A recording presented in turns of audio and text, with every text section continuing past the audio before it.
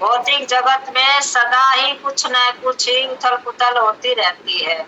उसका ही परिणाम अच्छा हो चाहे बुरा, जो जो ऐसी उथल पुथल से ही विचलित नहीं होता, जो अच्छे शुभ या बुरे अशुभ से अप्रभावित रहता है, उसे ही कृष्ण भावना में शिथिल समझना चाहिए।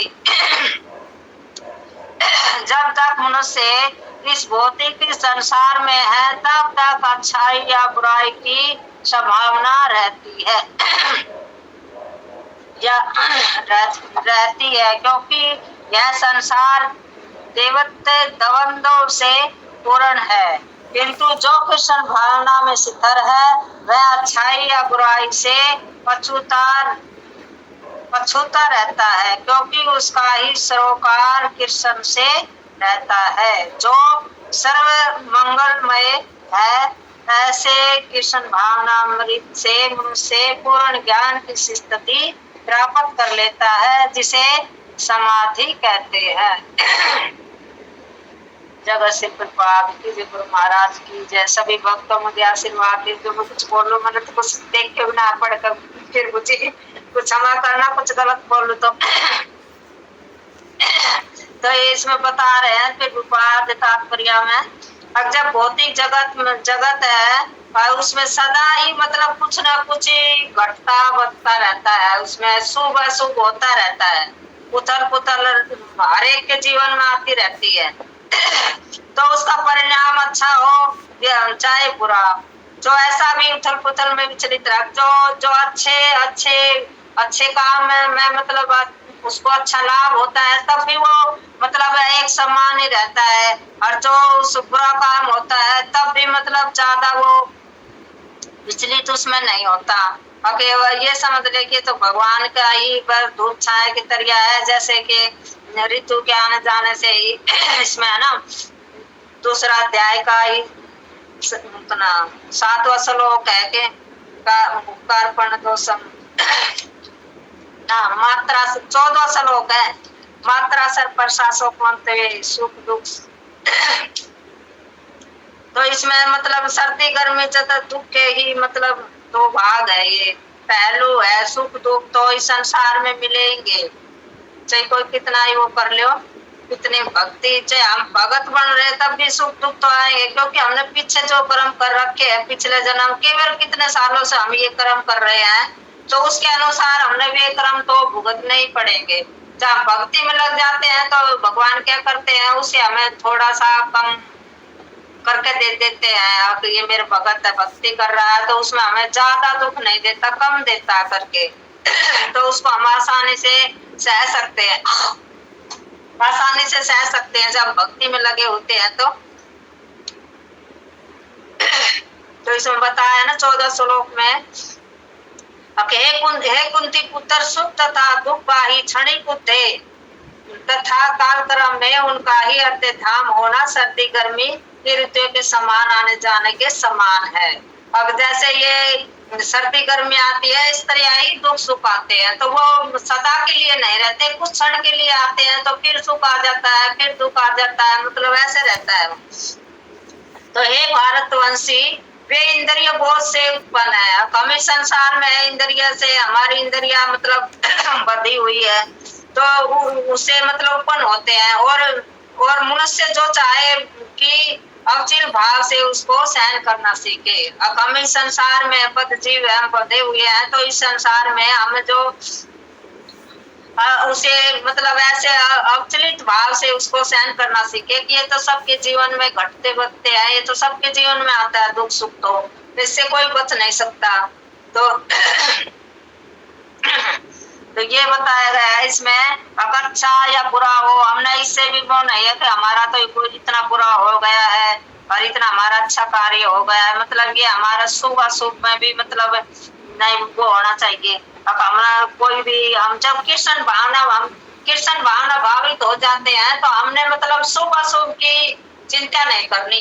जैसे कि हमें उसमें जो भी कृष्ण का नाम लेके करेंगे ना कार्य, वो सब शुभ ही होगा, उसमें कोई अशुभ नहीं होगा।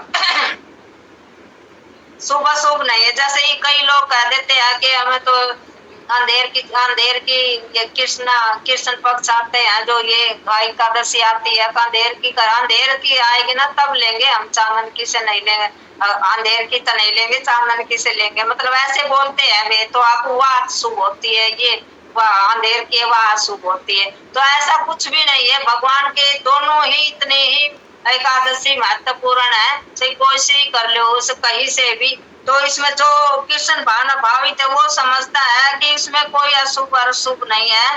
और जो ये साधारण मनुष्य है, जो भौतिक संसार में ये ऐसे पहलू निकालते हैं कि ये अंधेर की आई अंधेर में करेंगे, चांदन में करेंगे, ऐसा ये बताते हैं। और भी अच्छाई बुराई से भी मतलब भावना रहती है उनकी। अब तब तक अच्छाई या बुराई की संभावना रहती है। और जब तक मनुष्य इस भौतिक संसार में है, उसको ये लालसा तो बनी रहती है, हम अच्छा कार्य करें या बुरा कार्य करें। हम ये कार्य करेंगे तो हमें इसको कुछ लाभ होगा, हम ये करेंगे तो हम जैसे धर्मशाला बनवा दे, कुछ कुआ तालाब खुदवा दे, अब इससे कुछ अच्छा काम होगा, कुछ बुराई कम होगी। मतलब ये तो लगा रहता है कि हमारा कुछ पुण्य हो जाएगा, धर्म कर रहे हैं हम थोड़ा सा, और उसमें कुछ पाप भी कर रहे हैं। तो ये मतलब ऐसा उसमें जो भौतिक संसार है उसमें ऐसी भावना बनी रहती है। तो मतलब इसे, क्योंकि इस संसार ये देवत ये दिवत मतलब दवंतों से ही भरा पड़ा है, इससे पूर्ण है वो। अब इसमें ही मतलब इसे ऐसे इस संसार में इससे ही दवंतों से ही पूर्ण है। किंतु जो कृष्ण भावना में स्थिर है वही अच्छाई या बुराई से अछूता रहता है। जो कृष्ण भावना भावित है वो अच्छा और बुरा का मतलब वो नहीं करता कि अच्छा कार्य है ये बुरा कार्य है, नहीं, वो सब कार्य ही कृष्ण भगवान की ही प्रशंसा के लिए ही करता है। अब इसमें भी वो बस ये ढूंढता है कि हमारे भगवान किस तरह प्रसन्न हो, ये कार्य करूंगा तो मेरे कृष्ण भगवान प्रसन्न होंगे, मैं उसके लिए ये करूंगा तो मेरे भगवान प्रसन्न होंगे। वो बस भगवान कृष्ण के लिए ही करता है। मतलब उसमें कोई अच्छाई बुराई नहीं देखता कि ये बुरा काम है अच्छा काम है, नहीं। कृष्ण भावना में है वे तो कोई बुरा कार्य कर ही नहीं सकता, क्योंकि भगवत गीता इतना ज्ञान के से भरी पड़ी है। अगर इसमें इसको पढ़ते हैं तो इसमें सारा ज्ञान है, हमें क्या अच्छा करना है, हमें क्या खाना है, हमें क्या नहीं खाना, हमने कब हमें उठना है, कब हमें सोना है, इसमें सारा ज्ञान लिखा हुआ है। इससे तो कहीं जाने की जरूरत नहीं है। इसमें हमें तो ये इतना बड़ा ज्ञान है, इसमें कोई पढ़ के सुनाओ तो हर बार इसको कितनी बार ही पढ़ लो, इसमें नया ही कुछ न कुछ निकल के आता है। हर बार से कितनी बार पढ़ लो, हर बार एक नया पॉइंट निकल के आता है। और जब ये हम अपने ही मतलब अपने आप से पढ़ेंगे तो इसमें हमें कम समझ में आएगा, पर हम जैसे हमें वरिष्ठ भक्तों से ही इसका अध्ययन सुने व समझाए, उस तरह इसका नियम का पालन करे तो हमारे अच्छी तरह समझ में आता है। क्योंकि वो सैंपल दे दे के समझाते हैं तो उससे हम जल्दी समझ जाते हैं, और ऐसे हम पढ़ते हैं तो नहीं आता समझ में। क्योंकि भगवत गीता में भी भगवान कहते हैं ना कि जब तक हम मेरी भक्ति और मेरी पूजा में नहीं लगोगे ना तब तक मैं तुम्हें बुद्धि प्रदान नहीं करूंगा। मेरी बुद्धि के बिना ही इसको समझना मुश्किल है। तो कितना ही कोई ज्ञानी पढ़ा लिखा क्यों नहीं है, वो भी इसको नहीं समझ सकता जब लोग भगवान की कृपा नहीं हो जाती, इतने वो इसको समझ नहीं सकता। तो ऐसे कृष्ण भावना से मनुष्य ही पूर्ण ज्ञान की स्थिति प्राप्त कर लेता है, जिसे समाधि कहते हैं। अब जो यही है समाधि, जो कृष्ण भावना भावित बन जाता है, अपना पूरा नियम पालन करता है अच्छी तरह से, और मतलब मंगल आरती करता है, जपा करता है, चार नियम का पालन करता है, और भगवान को प्रसन्न करने के लिए उसकी सेवा करता है। हर उस स्थिति में ही भगवान की सेवा करता है कि उसकी चिंता रहती है, जिसके घर में ही भगवान बैठे हुए हैं, जिसने ला रखे हैं, तो उसको अपने परिवार की तरह उसकी चिंता रहती है। अब मुझे भगवान को सुलाना है, मुझे भगवान का पानी चेंज करना है, अब मुझे उस भूख लगी है उनको, अब मुझे कुछ प्रसाद उसके लिए बनाना है। मतलब वो सारी हाल मतलब अपने घर में ही भगवान की चिंता करते हुए ही रहता है। और सारा कार्य करता है, पर भगवान की भी चिंता उसको लगी रहती है कि मैंने अब भगवान को अरेस्ट करवाना है, अब दोपहर हो गया, मैं पर्दा लगाना है, अब मेरे को ये करना है। तो वो मतलब ऐसी चिंता में हमेशा रहता है, तो मतलब वो भगवान की ही उसमें रहता है, तो इसे ही समाधि कहते हैं, यही भक्ति है। मतलब कोई इसमें ज्यादा उस करने की वो नहीं है, हम समाधि ले ले, किसी जंगल में बैठ जाए, एक जगह जाकर समाधि ले ले, इससे भी प्रॉफिट नहीं है, क्योंकि ये ही कृष्ण भावना भावित ही मतलब सबसे ऊंची भक्ति बताई गई है कि जो भक्ति ही मतलब भक्ति से ही भगवान को हम प्रसन्न कर सकते हैं, जान सकते हैं। यही दवंदों से हमें से इस दवंदों से हमें जब कृष्ण भावना की भक्ति में लगेंगे तभी हम निकल सकते हैं, नहीं तो हम इस संसार में इस तरह ही फंसे रहेंगे। हरे कृष्णा। फिर मुझे और कोई आप ऐड करना चाहे तो मेरे समझ में इतना ही है। हरे कृष्ण माता जी, आपने सब कुछ वैसे सब क्लियर ही कर दिया है। कोई और भक्त कुछ इसमें ऐड करना चाहिए, अपना व्यू रखना चाहे तो हैंड रेज कर सकता है, नहीं तो अगला श्लोक कर लेते हैं। कोई भक्त कुछ इसमें ऐड करना चाहे तो। हरे कृष्णा अखिल प्रभु जी। हरे कृष्णा प्रभु जी। हरे कृष्णा प्रभु जी, धन्यवाद, प्रणाम सभी भक्तों के चरणों में धन्यवाद। प्रभु जी 58 श्लोक कर लीजिए आप। प्रभु जी क्षमा चाहूंगा, आज एक्चुअली तो मैसेज देर में मिल पाया था, और दूसरा आज थोड़ा सा मेरे यहाँ इशू था। आज सुबह लाइट चली गई, कल मौसम खराब था तो सारी चीजें डिस्टर्ब भी हो गई, और मैं बहुत देर से ज्वाइन करने का प्रयास कर रहा था प्रभु जी, ज्वाइन नहीं हो पा रहा था बिल्कुल भी। आज काफी देर से मैं ज्वाइन करने का प्रयास कर रहा था, ज्वाइन भी नहीं हो पा रहा था, तो मैं थोड़ा क्षमा चाहूंगा प्रभु जी। कोई बात नहीं प्रभु जी। आवाज बहुत कम आ रही है। आवाज कम आ रही है प्रभु जी? नहीं, सही आ रही है प्रभु जी। ठीक आ रही है। और भक्तों को आ रही है आवाज सही? हाँ जी प्रभु जी, सही है आवाज तो सही आ रही है माता जी, आवाज तो। अपने फोन की माता जी, आपके फोन की कम होगी। एक्चुअली प्रभु जी पहले तो पता नहीं था कि कल क्या कर आज करना क्या है, तो रात को जो सेंटर में हम गए थे ना, तो तारकेश्वर प्रभु जी से पूछा था मैंने, तो प्रभु जी कह रहे थे कि कल भगवद गीता ही कर लेते हैं। फिर मैंने आकर के देखा कि कल आपकी टर्म है, तो फिर तब मैंने डाल पाया, मतलब देर से आए थे रात। कोई बात थोड़ा सा लेट हो गया। हरे कृष्ण। हाँ प्रभु जी, बहुत सुंदर जो अध्याय चल रहा है हमारा, और जो प्रकरण चल रहा है वो भी बड़ा सुंदर चल रहा है। इस समय अर्जुन भगवान से स्थित प्रज्ञ के लक्षण के विषय में बात कर रहे हैं। तो जैसा कि हमने देखा था श्लोक संख्या 54 जो श्लोक था अर्जुन का, जिसमें अर्जुन क्या करते हैं, स्थित प्रज्ञ के लक्षण भगवान से पूछते हैं। बड़ा हरे कृष्ण प्रभु जी। जी माता जी, हरे कृष्णा कृष्णा माता जी, एक बार म्यूट करना। अब बोलिए प्रभु जी आप। तो भगवान स्थित प्रज्ञ के लक्षण जो अर्जुन ने प्रश्न पूछा था 54वें श्लोक में, उसी का जो है वर्णन भगवान कर रहे हैं, और बहुत ही सुंदर तरीके से भगवान बता रहे हैं। स्थित प्रज्ञ का जो लक्षण है ना, वो वास्तव में एक भक्त की पराकाष्ठा है, भक्ति की पराकाष्ठा है। तो भगवान बता तो अर्जुन को रहे हैं, लेकिन हमें कोशिश क्या करनी चाहिए, हमें इन लक्षणों को धीरे धीरे अपने अंदर जो है आत्मसात करना चाहिए।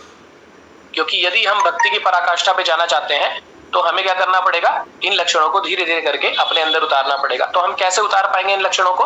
हम क्या कर सकते हैं, हरि नाम जप करने से और अपनी साधना भक्ति को स्थिर करने से, धीरे धीरे करके साधना भक्ति को अपनी मेंटेन करके हम क्या करते हैं, स्थित प्रज्ञता के लक्षण पे ला सकते हैं।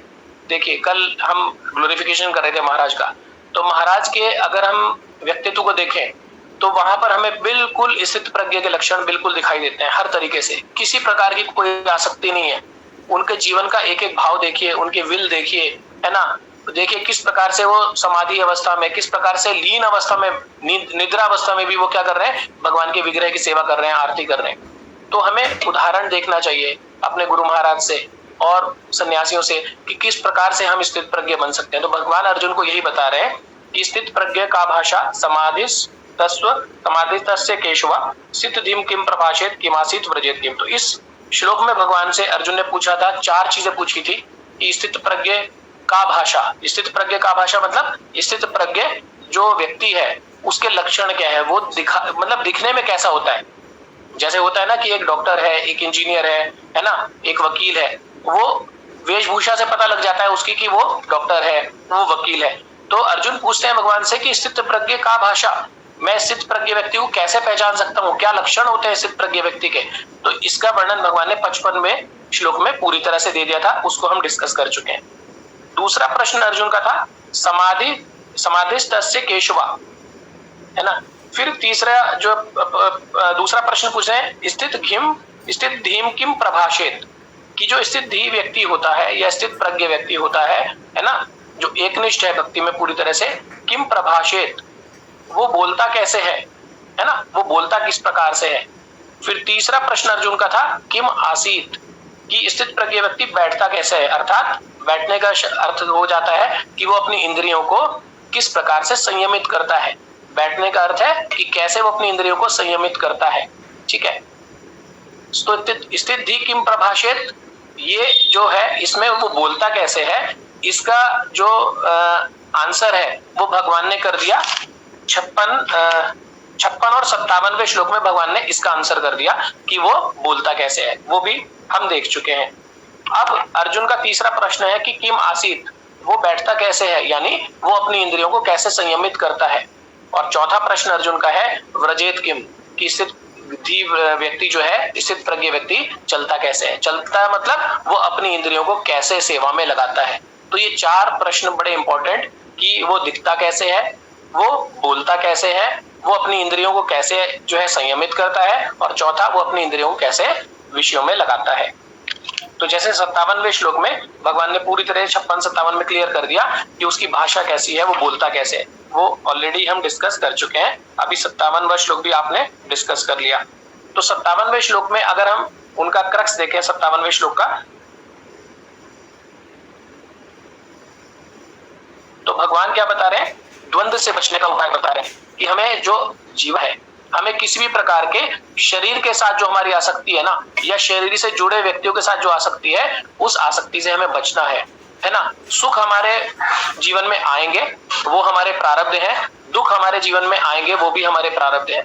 तो सुख की अवस्था में हमें क्या है, बहुत ज्यादा हर्षित नहीं होना है, हर्षित होकर के भाषण नहीं करना है, हर्षित होकर नहीं बोलना है ना, बहुत जो है एक्साइटेड होकर के नहीं बोलना है। और इसी प्रकार से जब हमारे जीवन में दुख आएंगे तो हमें बहुत ज्यादा विचलित नहीं होना है। हमें दोनों अवस्थाओं में अपनी भाषा को बहुत ही संयमित रखना है, नियंत्रित रखना है। तो ये श्लोक आपने अभी कर लिया है। अब आता है 58वां श्लोक।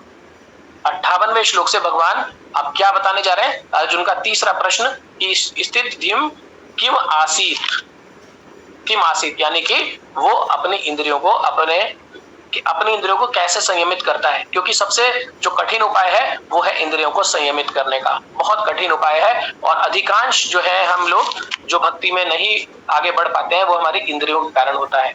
तो भगवान अब इसमें बताएंगे कि एक स्थित प्रज्ञ व्यक्ति अपनी इंद्रियों को कैसे संयमित करता है, कैसे कंट्रोल करता है।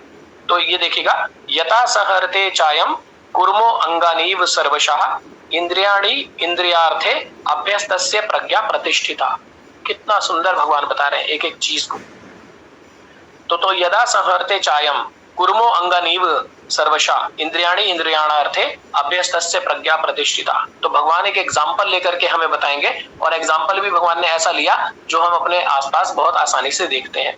तो इसमें अनुवाद शब्दार्थ, यदा जब, सहरते समेट लेता है, च भी, अयम यह, कुर्म कछुआ, अंगानी अंग, इव सदृश, सर्वशः एक साथ, इंद्रियाणि इंद्रियां, इंद्रिय अर्थेभ्य इंद्रियों से, तस्य उसकी, प्रज्ञा चेतना, प्रतिष्ठिता स्थिर।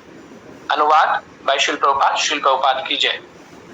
जिस प्रकार कछुआ अपने अंगों को संकुचित करके खोल के भीतर कर लेता है, उसी तरह जो मनुष्य अपनी इंद्रियों को इंद्रिय विषयों से खींच लेता है वह पूर्ण चेतना में दृढ़ता पूर्वक स्थिर होता है। तो भगवान कितना अच्छा एग्जाम्पल बता रहे हैं, एक कछुए का एग्जाम्पल लेके बता रहे हैं कि कछुआ सबने देखा है। कछुआ क्या करता है, कछुए के ऊपर एक ना बड़ा सा खोल होता है ना, एक ऐसा खोल है जो क्या करता है, बहुत ही सुरक्षित खोल है, इतना जो है वो हार्ड होता है कि अगर कछुआ उसके अंदर बैठ गया और उसके ऊपर से ट्रक भी निकल गया तो भी कछुए को कोई हानि नहीं होती, है ना। तो भगवान कह रहे हैं कि जैसे कछुआ अपने अंगों को संकुचित कर लेता है ना, कब संकुचित करता है, जब वो देखता है आसपास उसके खतरा है, तो क्या करता है कछुआ, अपने दोनों हाथ, अपने दोनों पैर और अपने सिर को क्या करता है, उस खोल के अंदर ले जाता है।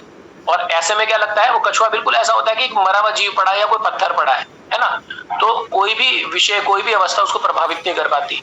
और वो क्या करता है, जब भी अपने आसपास खतरा देखेगा, कोई बड़ा जानवर देखेगा या कोई विकट परिस्थिति देखेगा, तो तुरंत जो है अपने अंगों को संकुचित करके उस खोल के अंदर कर लेता है। ठीक है ना। तो इसी प्रकार भगवान कह रहे हैं कि ऐसे ही, इसी प्रकार से जो व्यक्ति है ना, जब क्या देखता है, वो अपनी इंद्रियों पे उसका इतना नियंत्रण है कि वो जब चाहे अपनी इंद्रियों को संकुचित कर ले, कछुए की भांति, है ना, तो वो व्यक्ति क्या है, पूर्ण चेतना में दृढ़ता पूर्वक स्थिर होता है। तो अर्जुन का प्रश्न कि कैसे वो अपनी इंद्रियों को वश में करता है, तो भगवान बता रहे हैं वो बिल्कुल कछुए की तरह रहता है। जब वो देखता है कि उसके आसपास वातावरण अच्छा है, तो वो अपने अंगों को फैलाता है, और जब वो देखता है आसपास वातावरण अच्छा नहीं है, वो अपने अंगों को संकुचित कर लेता है। मतलब जब वो देखता है कि वो भक्तों के संग में है ना, जहां पर भक्ति की चर्चा हो रही है, ठीक है, तो वो अपने सारी इंद्रियों को फैला लेगा, कान से सुनना शुरू कर देगा, नाक से भी जो है वो क्या करेगा, जब जैसे अर्च विग्रह की सेवा होती है, हम भगवान को पुष्प अर्पण करते हैं, हम भगवान को गंध अर्पण करते हैं, तो हम क्या करते हैं, उसकी स्मेल लेते हैं, भगवान को चढ़े हुए पुष्प को हम सूंघते हैं।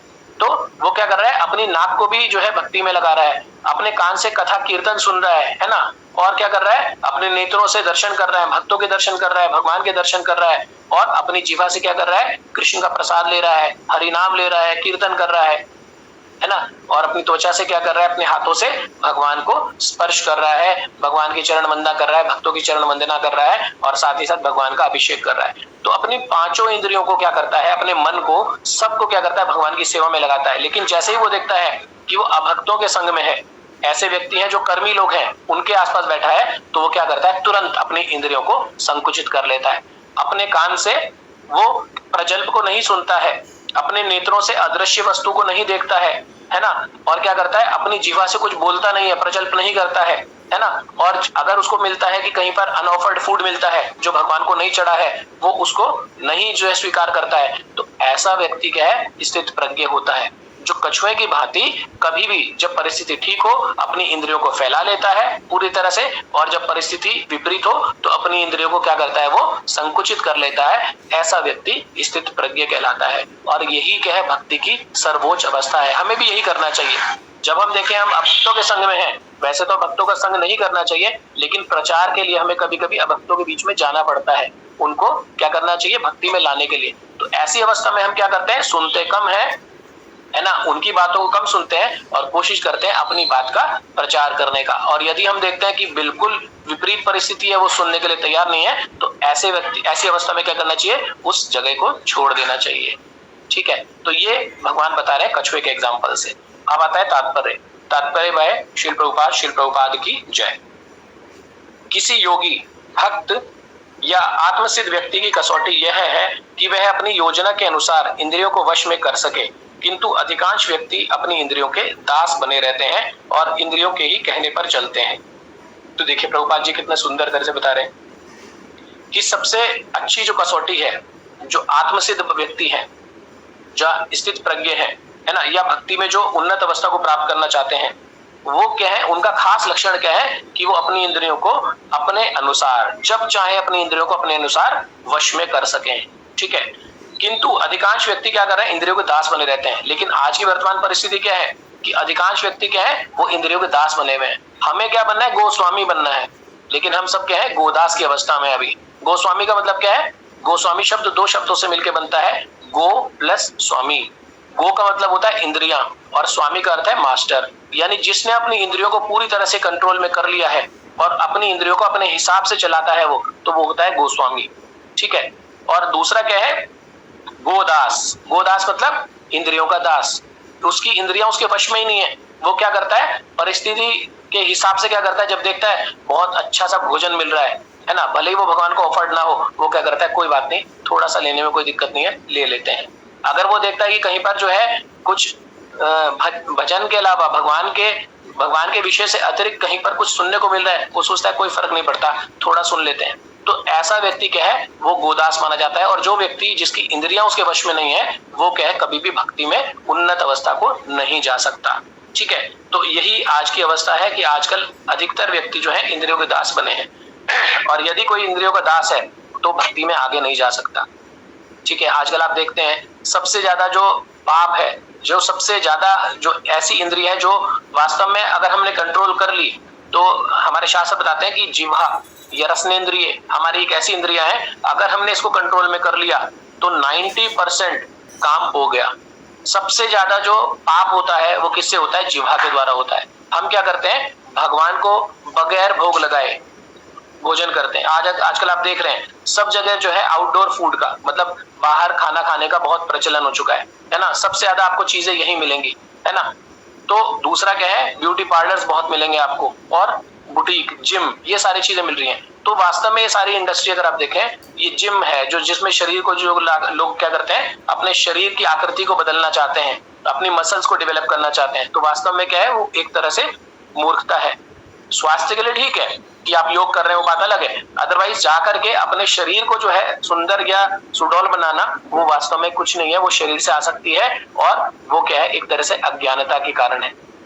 इसी तरह से आप देखिए ब्यूटी पार्लर इंडस्ट्री को देखिए, लोग अपने आप को सुंदर दिखाना चाहते हैं अपनी इंद्रिय तृप्ति के लिए, तो वो भी क्या है, शरीर के प्रति आसक्ति है, भगवान के प्रति आसक्ति नहीं है। तो वो भी क्या है, एक तरह से अज्ञानता का लक्षण है। तीसरी चीज, आजकल आप देखेंगे बाहर बहुत रेस्टोरेंट्स खुले पड़े हैं, है ना। लोग जाते हैं और भोजन करना चाहते हैं बाहर जाकर के, ठीक है, और जाहिर सी बात है वो जब बाहर जाकर के भोजन करेंगे तो भगवान को तो भोग लगा ही नहीं होगा, प्रसाद तो है ही नहीं। तो जब हम उस भोजन को पाते हैं तो वास्तव में क्या है, वो भी एक प्रकार का हमारा इंद्रिय दौर्बल्य है, हमारी जिह्वा का। क्योंकि जिह्वा से हमें क्या है, केवल और केवल कृष्ण प्रसाद लेना चाहिए, और जिह्वा से केवल और केवल हमें कृष्ण की लीला, कृष्ण के भजन, इन सब का उच्चारण करना चाहिए। लेकिन हम अधिकांश समय क्या करते हैं, एक तरह से प्रजल्प करते हैं। प्रजल्प मतलब कृष्ण के अलावा कोई भी बात करना, वो सब प्रजल्प है ना। अब पॉलिटिक्स की बात करते हैं, हम आईपीएल की बात करते हैं, इससे कोई लाभ नहीं होने वाला है, हमारी कोई शुद्धि नहीं होने वाली है। लेकिन अधिकांश लोग इसी तरह की निंदा में इस समय व्यस्त रहते हैं। एक बड़ा सुंदर सा जो है प्रकरण था कि उसमें ये बताया गया था, बहुत अच्छा सा एविडेंस के साथ बताया गया कि होता क्या है कि जो व्यक्ति भोजन पकाता है ना, उसके भाव, जिस समय वो भोजन पकाता है उसके भाव जो है भोजन में जाते हैं, है ना। देखिए एक माँ जब अपने बच्चे के लिए भोजन पकाती है तो बड़ा स्नेह के साथ बनाती है, ठीक है, तो उसके भाव, माता के जो भाव है वो बच्चे में जाते हैं, है ना, उसकी बुद्धि विकसित होती है।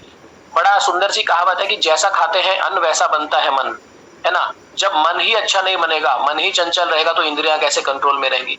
आप सोचिए कि जो रेस्टोरेंट में खाना बन रहा है, बाहर भोजनालय जो इतने सारे खुले रहते हैं, उनमें जो भोजन बनता है वहां पर क्या करते हैं, कुछ कर्मचारी होते हैं जो भोजन बनाते हैं, ठीक है, और कई बार क्या है वो मांसाहार करके, कई बार ड्रिंक करके भोजन बनाते हैं, तो उनकी जो मनस्थिति होती है वो भोजन में जाती है ना। और वो कभी भी उनके साथ जो है ना, जो भोजन पाने वाला है उसके साथ कोई उनका व्यक्तिगत लगाव नहीं होता, है ना। वो एक ड्यूटी के तहत जबरदस्ती कार्य कर रहे होते हैं, तो वो भाव भी उनका भोजन में जाता है। और चौथी चीज, कर्म बना रहता है, कर्म बंधन जो है भोजन में लगा रहता है ना। जिस व्यक्ति के पैसे से वो भोजन आया, अन्न आया, रॉ मटेरियल आया, उसका भी कर्म बना रहेगा। तो ये सारे भाव जो है उसमें जाते हैं।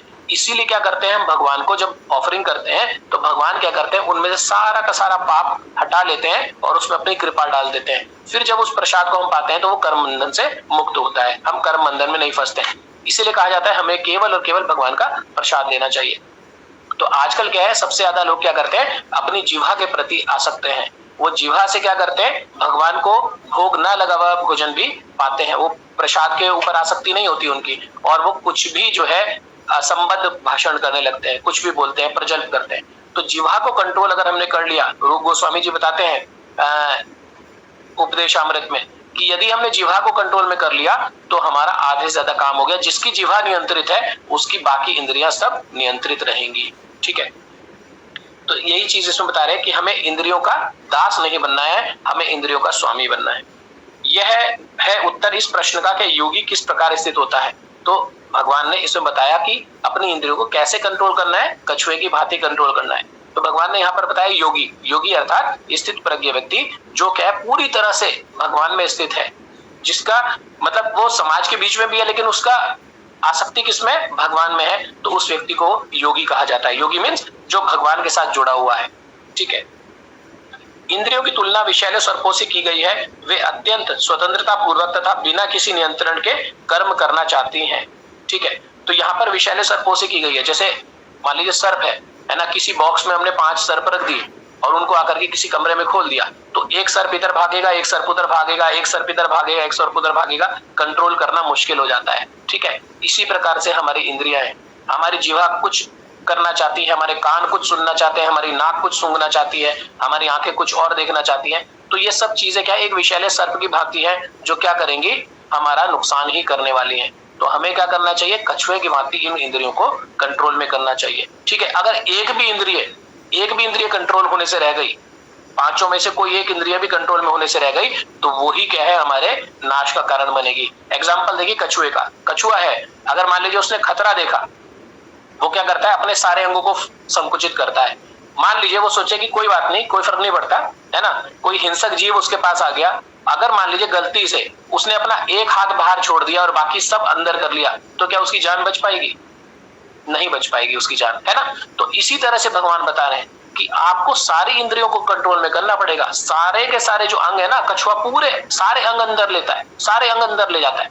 इसी प्रकार से अगर एक इंद्रिय भी हमारी वश में होने से रह गई, तो वही हमारे भक्ति में पतन का कारण बनेगा और वही हमें जन्म मृत्यु के चक्र में फंसा देगा। अगर मान लीजिए हमारी जीवा कंट्रोल में होने से रह गई, खाली हम भगवान का प्रसाद नहीं ले रहे हैं, भगवान का हरि नाम नहीं कर रहे हैं, उनका जो है गुणगान नहीं कर रहे हैं, तो अकेली ये इंद्रिय जो है बाकी सब इंद्रियों के पतन का कारण बन जाएगी। ऐसे ही अगर हमारे कान हमारे कंट्रोल में नहीं है, तो भी हमारे पतन का कारण बन जाएगा, है ना। आप शास्त्रों में देखते हैं एग्जाम्पल, अजामिल जैसा ब्राह्मण, वो केवल क्या करता है, कुछ आपत्तिजनक दृश्य देख लेता है अपनी आंखों से, और वही जो है उसके भक्ति में पतन का कारण बन जाता है ना। तो हमें अपनी सारी इंद्रियों को कंट्रोल में करना पड़ेगा। कोई एक अगर इंद्रिय कंट्रोल में होने से रह गई, तो क्या होगा, भक्ति में पतन निश्चित है। और इन इंद्रियों को कंट्रोल में कैसे कर सकते हैं, अपने मन को कंट्रोल में करके। और मन कैसे कंट्रोल होता है, मना त्रायते इति मना, मन को कैसे कंट्रोल में कर सकते हैं, हरि नाम से। हरे कृष्ण कृष्ण कृष्ण हरे हरे, हरे राम राम राम हरे हरे। और जैसे कल हमारे पूज्य गोपाल कृष्ण गोस्वामी महाराज जी ने भी कहा कि 2 चीजों का बहुत ध्यान रखना है। 2 चीजों का, पहला हमें क्या करना है, हरिनाम बहुत अच्छे से करना है, हरिनाम बहुत अच्छे से, बहुत सावधानी पूर्वक और नियम के साथ 16 माला करनी है। और दूसरा प्रभुपाद जी की पुस्तकों को पढ़ना है ना। तो अगर हम ये 2 काम करते हैं, तो हमारा मन पूरी तरह से भगवान में लगेगा। जब मन पूरी तरह भगवान में लगेगा, तो हमारी बुद्धि विकसित होगी। जब बुद्धि विकसित होगी, तो हमें अपनी इंद्रियों को कंट्रोल करने में आसानी होगी। क्योंकि जब हम ये जानेंगे ना, अधिकतर लोग अज्ञान के कारण अपनी बुद्धि को, अपने मन को कंट्रोल नहीं कर पाते, अपनी इंद्रियों को कंट्रोल नहीं कर पाते। जब हमें ये पता लगेगा ये बुद्धि हमारे पतन का कारण बनेगी, ये बुद्धि अगर इंद्रियों को कंट्रोल नहीं करेगी तो पतन का कारण बनेगी, तब तक हम जो है अपनी इंद्रियों को कंट्रोल में नहीं कर सकते। ठीक है। तो बता रहे हैं प्रभुपाद कि ये अत्यंत सरल, स्वतंत्रता पूर्वक तथा बिना किसी नियंत्रण के कर्म करना चाहती हैं। हमारी इंद्रियां भोग करना चाहती हैं, है ना। और हमें भोग नहीं बनना है, हमें भोगी नहीं बनना है। हमें क्या बनना है, हमें योगी बनना है, हमें कृष्ण के साथ जुड़ना है। हमें अपनी इंद्रियों को इस तरह से जो है ट्रेन करना है कि वो कहे कि केवल मेरे को आंखों से क्या करना है, केवल भगवान के दर्शन करने हैं, है ना, केवल भक्तों के दर्शन करने हैं। हमें अपनी जीवा से केवल कृष्ण का प्रसाद लेना है, हमें अपने कानों से केवल भगवान के संबंधित विषय को सुनना है, हमें केवल अपने हाथों से भगवान की सेवा करनी है ना। तो इस तरीके से अगर हम लेके चलेंगे, तो हम योगी बन सकते हैं, स्थित प्रज्ञ बन सकते हैं। योगी या भक्त को इन सर्पों को वश में करने के लिए एक सपेरे की भांति अत्यंत प्रबल होना चाहिए। जैसे कि एक सपेरा क्या करता है, सर्प को बड़े आसानी से वो बीन बजाता है और सर्प सारे कंट्रोल में हो जाते हैं, है ना। इसी प्रकार से भगवान बता रहे हैं, एक जो योगी होता है उसको सपेरे की भांति क्या करना है, अपनी इंद्रियों को कंट्रोल में करना चाहिए। ठीक है, इंद्रियों को अपने कंट्रोल में करना चाहिए। तो इसी प्रकार से जब हम बुद्धि और मन के साथ पूरी तरह से भगवान में लगे होंगे, तो हमें पता होगा, पता लगता है, पता चलता है कि हम अपनी इंद्रियों को किस प्रकार कंट्रोल कर सकते हैं। क्यों? क्योंकि हमें क्या है, एक हायर टेस्ट आ जाता है, हमें ऊंचा स्वाद मिल चुका होता है। जब हम जीवा से कृष्ण का प्रसाद लेते हैं, गुणगान करते हैं, बहुत आनंद मिलता है। तो जब हम ऊंचा आनंद ले चुके होते हैं, तो नीचे के आनंद सब तुच्छ हो जाते हैं। आप देखेंगे भक्तों को, आप कुछ भी कह दीजिए, अगर आप भक्तों को कहेंगे भी ना कि चलो इतना सुंदर भोजन है, इतना सब कुछ मिल रहा है, क्या आप पाएंगे इसको, तो भक्त एकदम मना कर देता है। वो कहता है कि क्या मेरे भगवान को ये जो है ऑफर्ड है, क्या ये भगवान का प्रसाद है? और जैसे ही उसे जवाब मिलता है कि नहीं, तो वो कहता है नहीं, मैं इसको नहीं पा सकता, मैं केवल अपने भगवान का उच्छिष्ट ही लेता हूँ। क्यों? क्योंकि उसे पता है कि उच्छिष्ट में कितना आनंद है। बाकी सब भोजन भले ही वो दिखने में कितने अच्छे हो, वो सब उसके लिए व्यर्थ होते हैं। ठीक है, वह उन्हें कभी भी कार्य करने की छूट नहीं देता। वो अपनी इंद्रियों को भी खुला नहीं छोड़ता है, अपनी इंद्रियों को हमेशा बांध के रखता है, कभी भी खुला नहीं छोड़ता है। एक बुद्धिमान व्यक्ति, जैसे घोड़े होते हैं ना, घोड़े की लगाम क्या करता है, वो क्या करता है, घोड़े की लगाम को अपने हाथ में रखता है ना, इसी प्रकार से हमें अपनी प्रत्येक इंद्रियों को हमेशा लगाम रखनी चाहिए, अपनी पकड़ में रखना चाहिए। शास्त्रों में अनेक आदेश हैं, उनमें से कुछ करो तथा कुछ ना करो से संबंध है। तो शास्त्र क्या कहते हैं, कुछ चीजें बताते हैं कि आपको अपनी इंद्रियों के साथ क्या कार्य करना चाहिए, है ना, और क्या कार्य नहीं करना चाहिए। हमें उन चीजों का ध्यान रखना है, खासतौर पे उन चीजों का जो नहीं करना है अपनी इंद्रियों के साथ। जब तक कोई इन करो या ना मरो का पालन नहीं कर पाता और इंद्रियों भोग पर संयम नहीं कर सकता है, तब तक उसका कृष्ण भावनामृत में स्थिर हो पाना असंभव है। तो जब तक अपनी इंद्रियों को, अपने मन को, अपनी बुद्धि को कंट्रोल में नहीं करेंगे, तब तक कृष्ण भावनामृत में स्थिर नहीं हो पाएंगे। ठीक है, यहाँ पर सर्वश्रेष्ठ उदाहरण कछुए का है। वह किसी भी समय अपने अंग समेट सकता है और पुनः विशिष्ट उद्देश्यों से उन्हें प्रकट कर सकता है। ठीक है, तो कछुए का जैसे हमने एग्जांपल लिया, जब वो देखता है बहुत अच्छा जो है माहौल आसपास है, वो सारे अंगों को फैला लेता है, और जैसे ही वो देखता है खतरा है, वो सारे अंगों को अपने संकुचित कर लेता है। तो हमें हमेशा अपने दिमाग में ना कछुए का इमेज रखना चाहिए। जब भी देखें आप जो है जब भी आप देखें कि आप अभक्तों से घिरे हुए हैं, तुरंत अपनी इंद्रियों को सबको संकुचित कर लीजिए, बिल्कुल शांत बैठ जाइए, कोई रिएक्शन की जरूरत नहीं है। और इसमें एग्जाम्पल देख सकते हैं चैतन्य महाप्रभु का, जो रघुनाथ दास गोस्वामी जी को बताते हैं कि तुम गृहस्थ हो, तुम्हें क्या करना चाहिए, तुम्हें युक्त वैराग्य जो है हमेशा रखना चाहिए। मतलब आप जब अभक्तों के बीच में हो तो ठीक है, आप बैठे रहिए, बाहर से दिखाइए दीजिए कि आप भौतिक हैं, लेकिन भीतर से आप भक्ति की उच्च पराकाष्ठा पे रहिए। बाहर से भले ही आप दिखने में एक साधारण व्यक्ति लगे, आप पैंट शर्ट पहन के रखिए, कुछ भी रखिए, लेकिन भीतर से आप क्या होना चाहिए, आप बहुत उन्नत भक्त होने चाहिए। तो हमें युक्त वैराग्य को बहुत ध्यान में रखना चाहिए। ठीक है, हम अभक्तों के समाज में, कई बार ऑफिस में हमें अभक्तों के बीच में रहना पड़ता है, तो वहां पर हमें अपनी इंद्रियों को कंट्रोल में करना चाहिए। ठीक है, हमें, ठीक है, कान खुले हैं, लेकिन कान से हम कंट्रोल में करें कि हमें सुनना क्या है। ठीक है, तो हमें क्या है, युक्त वैराग्य का पालन करना चाहिए। इसी प्रकार कृष्ण भावना भावित व्यक्तियों की इंद्रियां भी केवल भगवान की विशिष्ट सेवाओं के लिए काम आती हैं, अन्यथा उनका संकोच कर लिया जाता है। अर्जुन को उपदेश दिया जा रहा है कि वे अपनी इंद्रियों को आत्मतुष्टि में ना करके भगवान की सेवा में लगाए। तो जैसे कि कछुआ क्या करता है, हमेशा अपनी इंद्रियों को कंट्रोल में रखता है, भगवान अर्जुन को यही कह रहे हैं कि तुम भी क्या करो, अपनी इंद्रियों को अपनी आत्मतुष्टि में मत लगाओ। क्योंकि अर्जुन क्या कर रहे थे, वो अपनी प्रसन्नता देख रहे थे कि मेरे संबंधी नहीं रहेंगे तो मुझे दुख होगा, है ना, मेरे संबंधी को रक्त से सन्ना हुआ अगर सिंहासन होगा तो मुझे दुख होगा। तो भगवान क्या कह रहे हैं, नहीं, आपको जैसा मैं कह रहा हूं, जैसी मेरी, जिस कार्य में मेरी प्रसन्नता है, आपको अपनी योजना को मेरी योजना के साथ जोड़ना है। दुख क्यों आता है, जब हम अपनी योजना भगवान की योजना से भिन्न बनाते हैं। जब भगवान की योजना के विपरीत हम चलते हैं तो हमें दुख होता है। जब हम भगवान की योजना के साथ अपनी योजना को बना देंगे, है ना, तो हमें कभी भी दुख नहीं आएगा। क्यों? क्योंकि उस अवस्था में भगवान हमारे साथ होते हैं। ठीक है, तो आखिरी लाइन में बता रहे प्रभुपाद, अपनी इंद्रियों को सदैव भगवान की सेवा में लगाए रखना पूर्व द्वारा प्रस्तुत दृष्टांत के अनुरूप है, जो अपनी इंद्रियों को समेटे रखता है। तो हमें क्या करना है, अपनी इंद्रियों को कछुओं की भांति केवल भगवान की सेवा में लगाना है। अपनी सारी इंद्रियों को, मन को, बुद्धि को कंट्रोल में करना है और पूरी तरह से भगवान को समर्पित कर देना है। ऐसा व्यक्ति अगर अपनी इंद्रियों को इस भांति रखता है तो वो क्या है, एक स्थित प्रज्ञ व्यक्ति है। तो जो अर्जुन का प्रश्न था ना कि स्थित प्रज्ञ व्यक्ति किस प्रकार इंद्रियों को अपने संयमित करता है, तो भगवान लगातार 58वें श्लोक से लेकर के अभी आगे तक इन्हीं चीजों के ऊपर वर्णन करने वाले हैं। तो प्रभु जी, जितना मैं समझ पाया मैंने प्रस्तुत करने का प्रयास किया। आज तैयारी नहीं थी प्रभु जी, कुछ पता ही नहीं था कुछ भी, तो लेकिन प्रयास किया। बाकी भक्त अगर कुछ अपना जो है मत रखना चाहे इसके ऊपर तो रख सकते हैं। हरे कृष्णा प्रभु जी, हरे कृष्णा। हरे कृष्णा। प्रभु जी, आपने बिना तैयारी के इतना सुंदर व्याख्यान किया है। अगर तैयारी करके आते तो समझ सकता हूँ कितना अच्छा और होता। प्रभु जी, बहुत सुंदरता के साथ आपने इस श्लोक को समझाया। कोई और भक्त थोड़ा सा समय बचाए, कोई और भक्त इसके अंदर अपना व्यू रख सकता है। सीमा माता जी, हरे कृष्णा। माता जी, आप व्यू रखिए, प्रकाश डालिए कुछ अभी। प्रभु जी ने इतने अच्छे से बता दिया है, हम तो इतनी तैयारी करके भी इतना कुछ नहीं बोल पाते हैं उसमें से, और लेकिन प्रभु जी ने तो बिल्कुल ही क्लियर कर दिया है।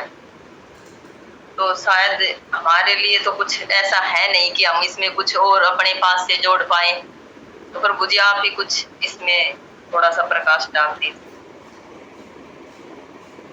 हरे कृष्णा। प्रभु जी बस संक्षेप में एक बार ये बता दीजिए, जैसे कुछ करो और कुछ ना करो है ये शास्त्रों में, तो ये क्या है?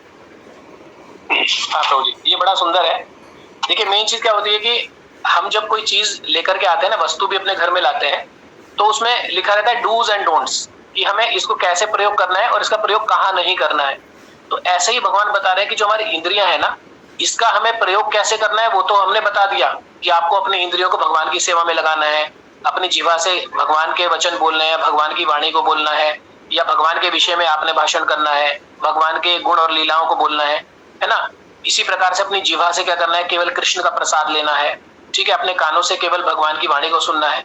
तो ये तो शास्त्रों का निर्देश है कि ऐसा करना है, लेकिन क्या नहीं करना है ये भी बहुत जरूरी है, क्योंकि अगर आप वो चीज करेंगे जो नहीं करना है तो क्या है, आपका भक्ति में पतन हो जाएगा। जैसे आप अगर अपनी जीवा से मांसाहार ले रहे हैं, है ना, तो वो क्या है, शास्त्रों में ना करने के लिए कहा गया है, तो वो ना करने वाली स्थिति है। इसी प्रकार से कुछ लोग क्या करते हैं, अल्कोहल लेते हैं, है ना, शराब का सेवन करते हैं, तो हमारे शास्त्र क्या कहते हैं, आपकी जीवा से आपको शराब नहीं लेनी है, आपको मांसाहार नहीं करना है, आपको निंदा नहीं करनी है, ठीक है, आपको भगवान के भोग के अलावा कोई भी वस्तु को स्वीकार नहीं करना है। तो ये हमारी जीवा के लिए ना करने योग्य वस्तुएं हैं। ऐसे ही हमारे कान से हमें प्रजल्प नहीं सुनना है। प्रजल्प का अर्थ क्या है कि जो भी विषय भगवान से संबंधित ना हो, भक्तों से संबंधित ना हो, ऐसे विषय हमें नहीं सुनने हैं कान से, ठीक है, क्योंकि ये क्या करेंगे, हमारे बुद्धि को विकृत करेंगे और हमारे भक्ति में आगे उन्नति को रोक देंगे। इसी प्रकार से हमें स्पर्श इंद्रिय को अपने कंट्रोल करना है। जो अस्पर्शनीय वस्तु है उनको हमें स्पर्श नहीं करना है। हमें अपने हाथों को भगवान की सेवा में लगाना है, ताली बजाना है, भगवान का जो है वाद्य यंत्र है, कीर्तन करना है, मृदंग बजाना है ना, अपने हाथों को भगवान के श्रृंगार में लगाना है, भगवान का अभिषेक करने में लगाना है। लेकिन अपने हाथों को इसके अलावा कोई भी ऐसा विषय जो भगवान से संबंधित ना हो, अपने हाथों को, अपने स्पर्श इंद्रिय को उस विषय में नहीं लगाना है। नेत्रों से हमें क्या करना है, अदृश्य वस्तुओं को नहीं देखना है। कोई फिल्में नहीं देखनी है ना, भौतिक जो है आपको सीरियल्स कई बार मिल जाते हैं टीवी पर, वो नहीं देखना है। आजकल थोड़ा सा मुश्किल होता है अपने नेत्रों को, बड़ा मुश्किल है, क्योंकि कारण क्या है कि जब भी हम आजकल ये है हमारे हाथ में मोबाइल फोन है, इस मोबाइल फोन में कभी भी कुछ ना कुछ नोटिफिकेशन आते रहते हैं। तो एक भक्त क्या करता है, वो क्या करता है, नोटिफिकेशन को ब्लॉक करके रखता है। या जो उन्नत भक्त होते हैं वो क्या करते हैं, अगर उनके सामने ऐसे विषय आ भी जाते हैं तो वो क्या करते हैं, उसको नेग्लेक्ट कर देते हैं, हटा देते हैं। तो हमें क्या है, अपनी इंद्रियों से क्या करना है और क्या नहीं करना है, दोनों को ध्यान देना है। क्या करना है वो तो जरूरी है, लेकिन क्या बिल्कुल भी नहीं करना है उसको ध्यान रखना है। जैसे अजामिल का उदाहरण हमने लिया था। अजामिल इतने उन्नत ब्राह्मण थे, बहुत अच्छी सेवा करते थे भगवान की, लेकिन अपने पिता के कहने पर जब वो जंगल में जाते हैं और अदृश्य चीज को देख लेते हैं तो उससे क्या है, उनका भक्ति में पूरी तरह पतन हो जाता है। तो इसलिए कहा गया है कि ना करने योग्य चीजों को बहुत ध्यान देना है, उसमें कभी भी आसक्त नहीं होना है, कभी भी छोटा सा बेनिफिट नहीं देखना है, और उससे सदैव हमें दूर रहना चाहिए। ठीक है प्रभु जी, हरे कृष्णा। ऐसा है। फिर वो जैसे ये मिनीश्वरी का उदाहरण आता है ना, उसने अपनी सारी इंद्रिया भगवान के ही उसमें लगा दी थी। अब वो बस इसके अलावा और कुछ करना ही नहीं चाहता था, बस सिर्फ अपने हाथों से भगवान की सेवा, उसने सारी इंद्रिया लगा रखी थी। पैरों से भगवान के मंदिर जाता था, कानों से भगवान का भजन सुनता था, आंखों से और कुछ नहीं देखता था, भगवान की तस्वीर, भगवान का दर्शन नहीं करता था, आंखों से, कानों से सुनता था। मतलब उसने अपने सारी इंद्रिया भगवान के सेवा में ही अनुकूत कर दी थी, सारी सेवा